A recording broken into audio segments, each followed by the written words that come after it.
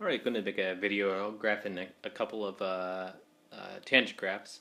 So if we have kind of the generic form f of x equals a tan of k times x minus b plus c, the a is going to be your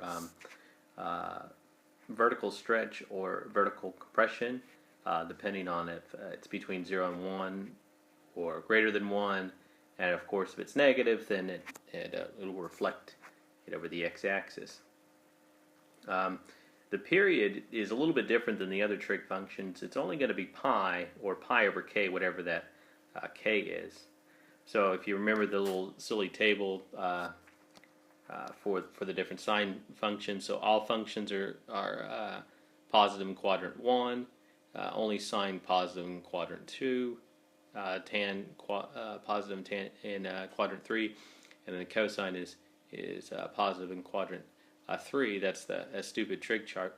So as we go all the way around, tan is positive in quadrants 1 and 2, and then it'll be positive in quadrants 3 and 4, so it will repeat itself.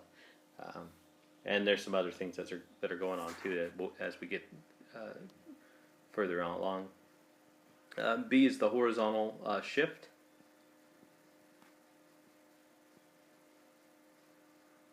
And also I didn't mention, but K is also going to control horizontal stretches or compressions, depending on if it's larger than 1 or between 0 and 1.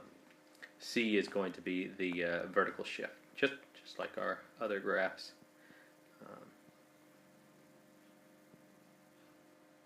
All right. Now, because tan is sine over cosine, so it's sine x over cosine x. There are some problems with this one. Where the cosine is equal to 0, the tan is undefined, and we're actually going to have vertical tangents. Or not vertical tangents, not vertical, vertical asymptotes, sorry. Vertical tangents is a calculus thing.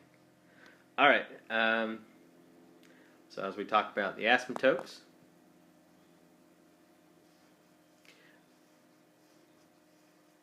tangent is the sine over the cosine.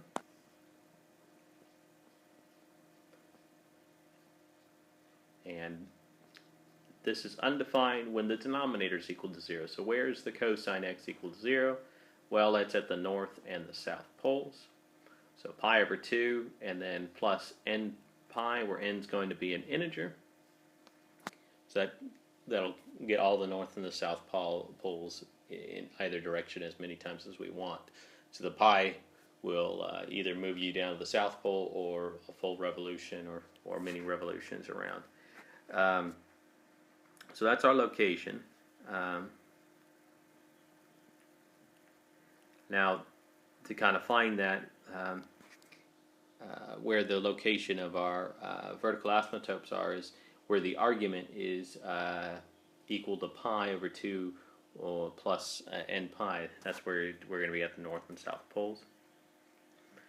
So we would divide both sides by k, or 1 over k, and then we would add b to both sides. That would be generically the location of the vertical asymptotes.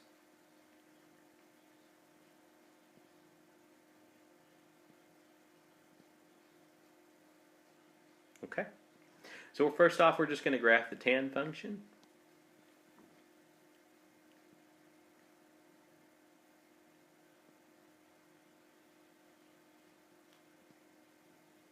So we'll go ahead and put up a stupid trig chart just to remind ourselves. So our vertical asymptotes are going to be pi over 2, and 3 pi over 2, negative pi over 2, and negative 3 pi over 2 if we want to go a little bit in both directions around 0. And then we could keep going further north and south poles, both to the right and to the left.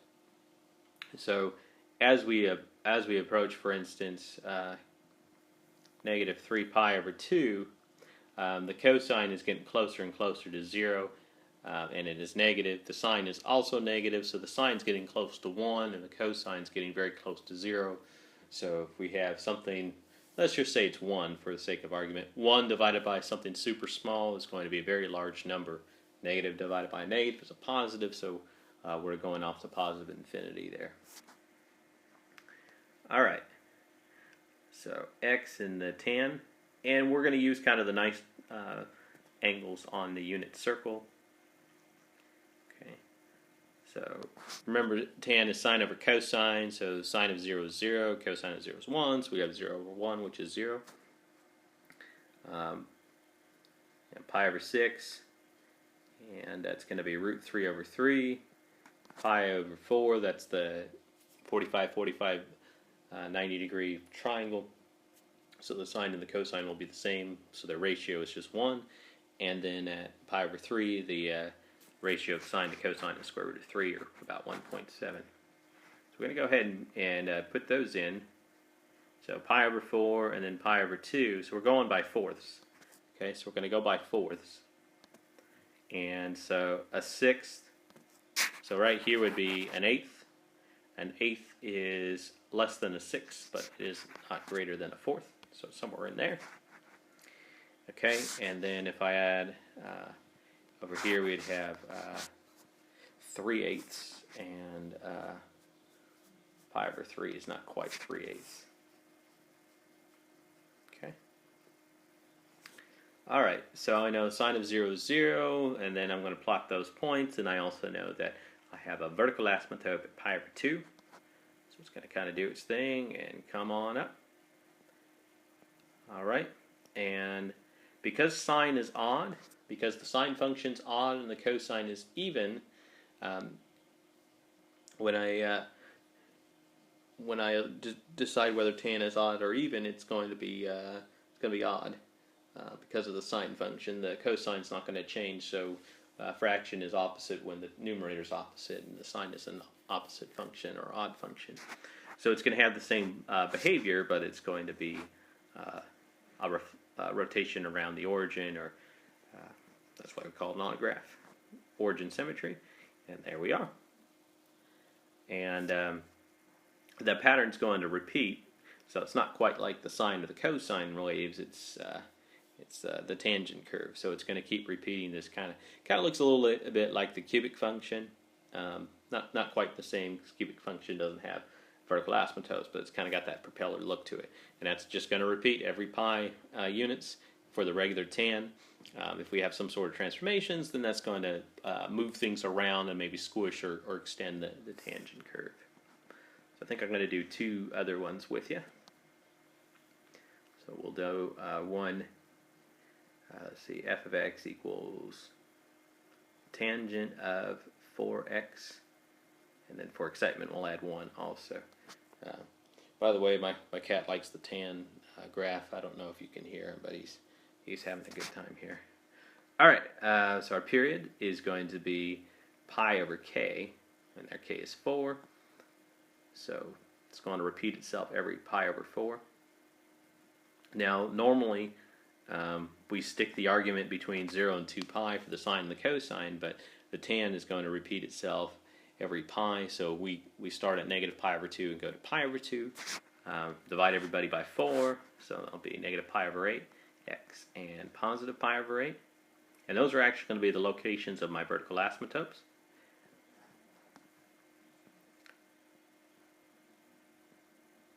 Okay. And I'm going to have a y-intercept at 0, 1. The tan of 0 is 0. So I'll plug 0 in. 4 times 0 is 0. Tan of 0 is 0. But then we have that vertical shift up 1 unit. So that's going to put us up 1 unit. So we'll go ahead and put our pi over 8, negative pi over 8 in. Put in those asymptotes. Put in our y-intercept. And then I might be interested in maybe where that x-intercept is, because it's going to do its thing right there. And so I see that I'm going to have an x-intercept. So I'll kind of want to know where that is. So tan of 4x is equal to negative 1, because we got to compensate for the 1 there, because we have that initial height of 1, so I need to drop down 1 unit. So when is the tan equal to negative 1? Well, that's going to be in quadrants 2 or 4. That's where the tan is negative, and it's going to have to be at one of those 45-degree angles. So maybe like a 3 pi over 4 or 7 pi over 4. So when 4x, the argument, is equal to negative pi over 4. So if we draw that, we're looking at this 45-degree angle. This would be 7 pi over 4. But if we're talking about it in the negative angle sense, that would be negative pi over 4. So that's what I'm looking at. And here, right there, negative pi over 8 would be somewhere around here in terms of an angle. So that we are looking in quadrant 4 there. All right. So let's get all this stuff off. Okay. So when x is equal to negative pi over 16, so about midway between the asymptote and the x-axis, or not the x-axis, the y-axis. And because of symmetry, we have this point here. It's an odd function, so we got that same point reflected over the origin somewhere over there.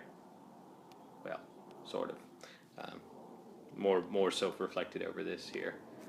So we got that over there. And there is our graph. And if I want to continue the process, I would add pi over 4. So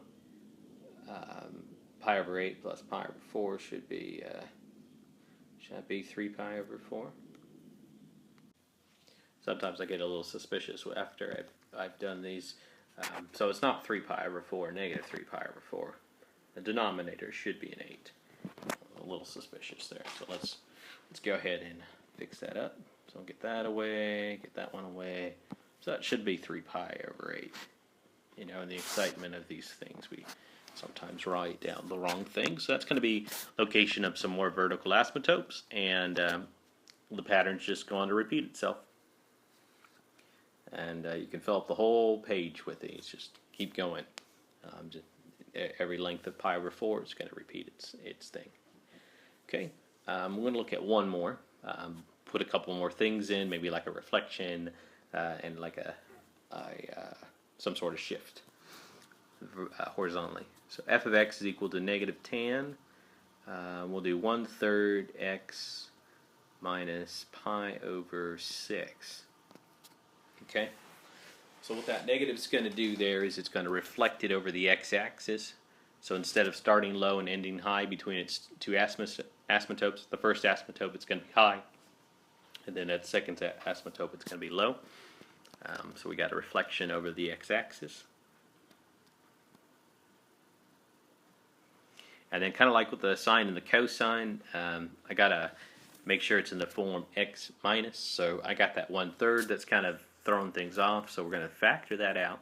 So we take it away from the x. And when I factor out a 1/3, I'm dividing by 3. So to compensate, I need to multiply by 3. So 3 times a 6 will give me a half, or pi over 2. So that says we are going to be shifted to the right pi over 2 units. Okay.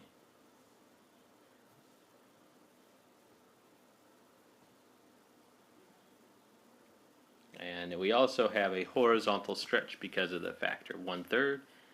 Alright, now I'm just going to stick that argument in between negative pi over 2 to pi over 2 to locate my initial asymptotes.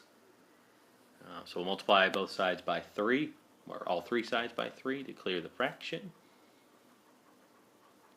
And then I will add pi over 2, so we get negative pi less than x, less than 2 pi.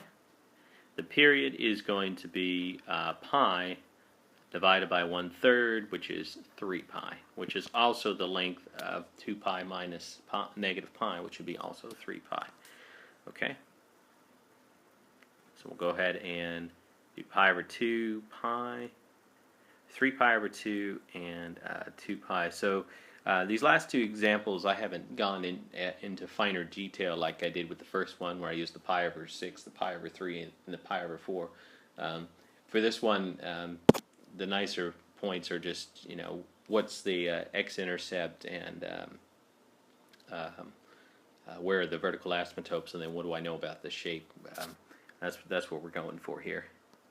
Okay, so I'll put those in. Okay, so those are my vertical asymptotes, negative pi and 2 pi. So draw those things in, and pi over 2 is where this is going to be 0, and tan of 0 is 0, so that looks good. So again, we care about where is that equals 0. It's pi over 2. We also said that it was a horizontal shift to the right, pi over 2 units. Okay. Okay. And we said that it was a reflection, so normally in green here, that's what it's doing, but since we reflected it over the x-axis, that negative in front, that's what it's going to look like. So, a couple of things to look at: what's the period, and where's the location of my vertical asymptotes? Kind of maybe find where that x-intercept is, and you can graph these things, and they're pretty fun to do.